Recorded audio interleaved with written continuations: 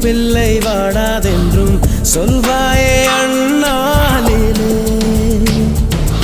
இனி ஒரு ஜன்மம் எடுத்து வந்தாலும் உன் மகனாகும் வரம் தருவாய். உன் வீட்டு சின்ன குயில்